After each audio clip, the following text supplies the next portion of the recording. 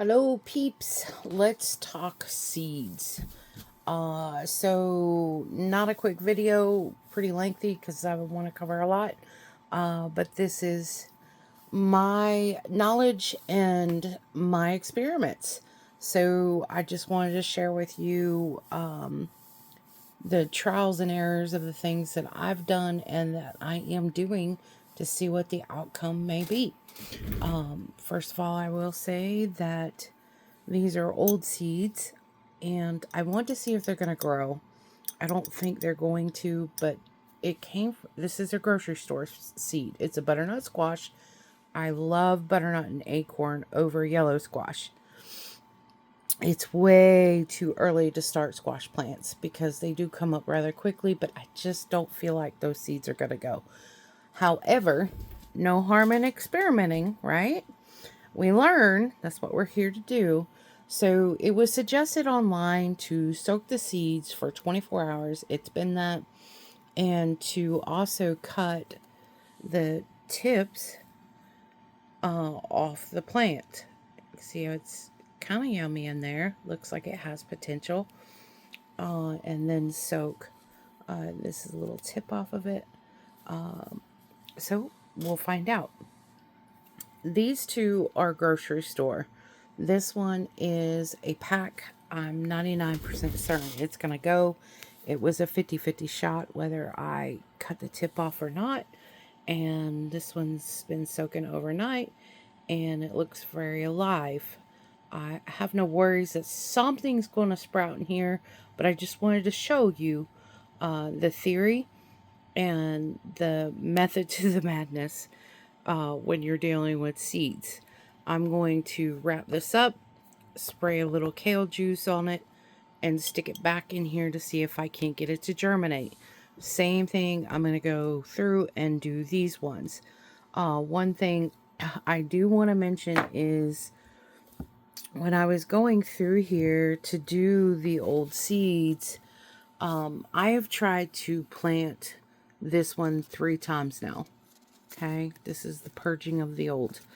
I started way back in September of 2025, November again, and then now this month. I have not got anything from this whole packet. I think it's dead. It is a Lowe's / Walmart brand, so there's not really high hopes here. And this video is not promoted whatsoever. Nobody's paying me to do this. This is just my thoughts, but I don't think I care for this brand because this is a seed pack that is a sell lot of 2024. We're just barely out of 2025, hence it's a year old. Okay, benefits of the doubt. Some may not germinate, but you should get something. In my mind, that's how I think. These seeds should not be that old to where nothing comes up, especially 3 times later or 3 tries later. So that's my thought on that brand.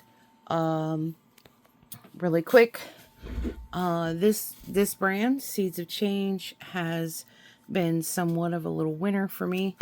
I've got some calendula and some dill. The dill that I am growing to companion plant with my lettuce bed, I started it the first. I made sure to mark it on my planner here in my box of my start date of that dill.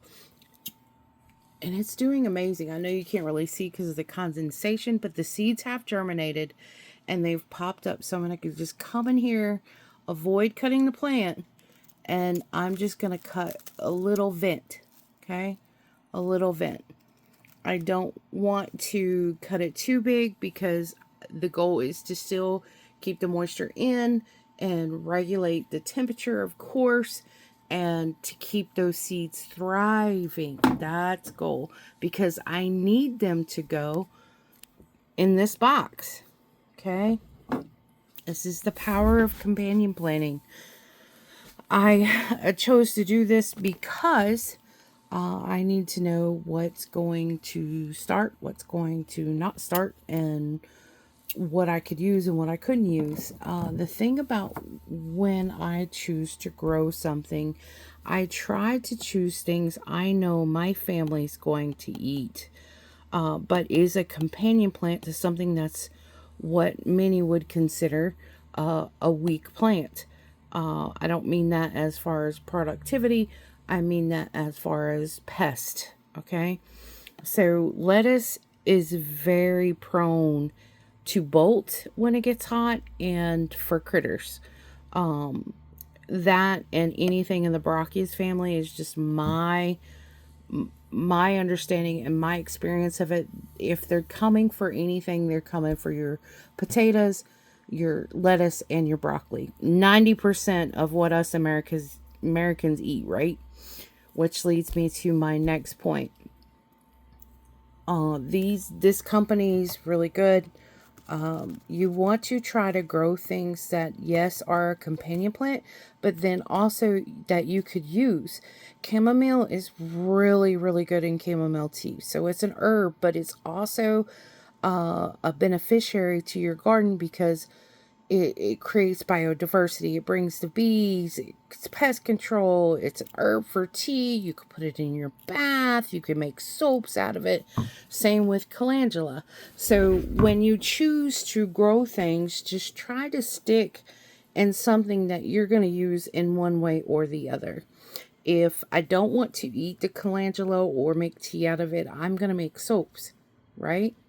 If I don't want to do either one of those things, I can easily just harvest it, collect the seeds, and it brings beneficial bees, right?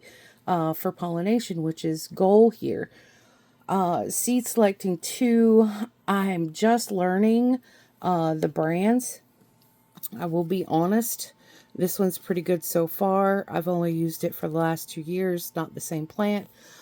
This survival garden one is pretty good as well. They always seem to come up, which I absolutely love. So some things that are important to me that might not be so important to you.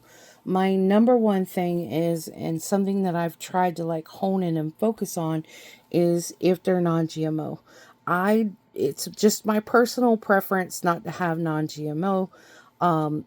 The heirloom varieties, those are the classics. Those are the fighters. Those are the soul survivors. Those are the just troops that started it all. So I like that it's in a heirloom variety because that means that kind of tells me that it's a fighter. Okay, I'm a fighter. It only makes sense that my plants are a fighter. Something that's got me a little worried is I really, really, really want kale. But every time I start it, it's been non-successful for me. I am trying this breed. What brought me to it was it's USDA organic. It's organic. I got 500 seeds, but I missed this right here. Okay. Made in China. I don't want to eat anything that's coming from China. I'm going to roll the dice with these ones, but I will be on the radar to look for that particular saying in the future. China's not our friend right now.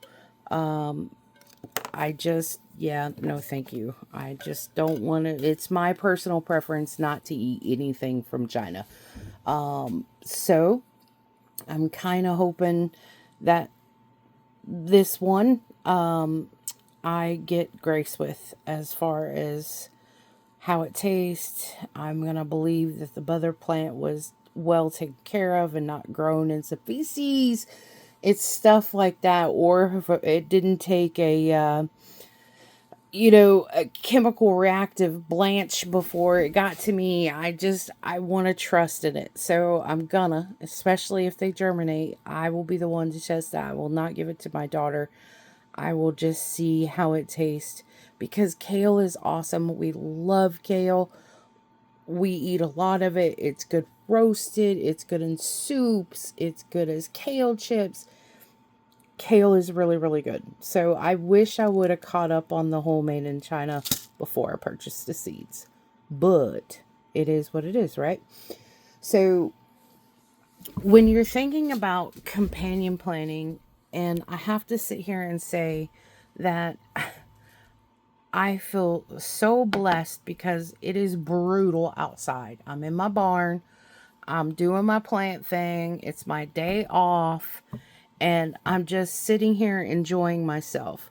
But what tops it is I have my basil, and all I smell is basil in the middle of January. And that's because I harvested those seeds and I'm replanting those seeds as homegrown seeds to companion plant with my tomatoes. All these tomatoes that you see here, there'll be one in each bed. There's 5 beds. I already have two people who are gonna bulk buy from me as surplus when these tomatoes come up. So that's where it's at, folks. You're sitting here living your dreams, literally smelling basil and just enjoying yourself, seeing those seeds come up from last year's hard work to be a companion plant for your tomatoes that you're going to try to grow. Yeah, that's pretty powerful, and that's a pretty amazing feeling, I'm not going to lie. One other thing I wanted to kind of tell you about is this little thing here. My absolute favorite medium to grow in is, of course, the typical potting soil. I make it my own. It's just plain old compost. I'll throw just a pinch of sand in there and some peat moss, and I'll mix it all together. And then I like to take a paper bag. That's the key here. The paper bag, and I will roll it like a cinnamon roll. Okay, you're gonna mash it down. You have all your seeds up. Let's fix this guy. Okay, put him like that. And you're honestly, let's see if I could do this one-handed. You're honestly going to take this and roll it just like a cinnamon roll. And the reason why I like this is because some of these seeds are going to germinate and some of them are not. Doesn't matter about height, length, planting depth, know nothing about it. But my favorite part is it's paper. There's no ink on it. They came from the dollar store. They are $1 for like 135. It's a beautiful little roll, and some of those will germinate. And then I'll unroll it, take out the germinated seeds, and just put it in a planter like that and continue to grow it. And these are marigolds. Marigolds are a powerhouse for your garden. They honestly are. One of the main line of defenses with, your plants as far as pest control. So whatever you grow, try to grow things that are going to be companion plants like chives and dill. And then you've got your marigolds, which are a powerhouse, and your little nasties here. The little nasties you can make tea out as well. You can even put them in your bath, or you can make soaps. So try to think of whatever you grow. Make sure your family's going to consume it. Okay. It has a companion plant. You save the seeds. Okay. And then next year you benefit the rewards, and I can see how that's going to stack up through the years. So I won't have to drop another $1 in a basil pack. I will use this basil pack, but I will probably grow it in little cups because I know this brand is fairly good, and sell it. That is the ultimate goal for me is, customer sales. So I grow, I eat, I harvest, and then I resell for anything. It doesn't matter. I can do all kinds of stuff for this basil. There's dry basil. It can be a continuous loop. All your flowers, they're beautiful. Chamomiles are beautiful, and chamomile tea is amazing. It helps you sleep. I've got some white sage going on back there. They've already sprouted. And I've got my dill going on.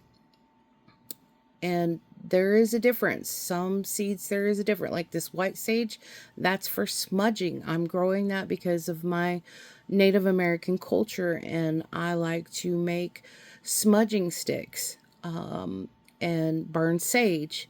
There is a garden sage. If you're going to eat sage, which I absolutely love eating it, it is amazing in soups, okay, and stews. But there is a breed of sage that you want to grow. This one is a particular white sage for smudging. But you can almost create a smudging stick, put you a beautiful couple little calendula, or excuse me, nasty nasturtiums, I call them nasties, flowers on there with maybe a chamomile in the center, and poof, you've made a beautiful arrangement. And that's what it's about. How many things can you make but use what you're growing? We are tomato eaters, we are lettuce eaters, and we are potato eaters. So everything I try, I love kale, and we love our artichokes and carrots. So everything I try to plant, I try to pick a companion with those seeds that are gonna go, that we are going to use in one shape or another. Either we eat it, we dry it, we freeze it, we pack it up, or we use it as a live arrangement, or we create a stick out of it. It's just got its purposes, and I wish you so much luck.